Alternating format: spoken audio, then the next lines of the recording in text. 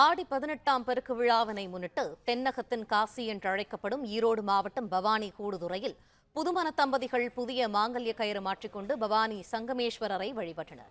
இது தொடர்பான மேலும் தகவல்களை எமது செய்தியாளர் சக்திவேல் வழங்க கேட்போம். சக்திவேல், அங்கு இருக்கக்கூடிய சூழல் என விரிவான தகவல்களை பதிவு பண்ணுங்க. ஈரோடு மாவட்டம் பவானியில் தென்னகத்தின் காசி என்று அழைக்கப்படும் கூடுதுறை உள்ளது. இங்கு காவிரி ஆறு, பவானி ஆறு மற்றும் கண்ணுக்கு புலப்படாத அமுத நதி ஆகிய 3 நதிகள் சங்கமிக்கும் இடமாக விளங்குகிறது.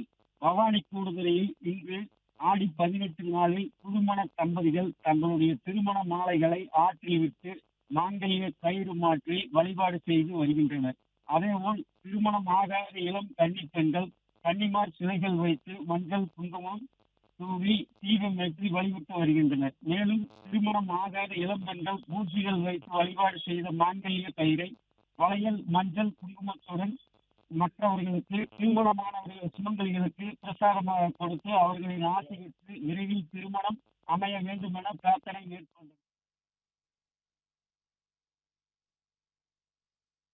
நன்றி சக்திவேல், விரிவான தகவல்களுக்கு. பிளே ஸ்டோர் மற்றும் ஆப் ஸ்டோரில் இருந்து பாலிமர் செயலியை QR கோடு மூலம் பதிவிறக்கம் செய்யுங்கள். செய்திகளை உடனுக்குடன் பெறுங்கள்.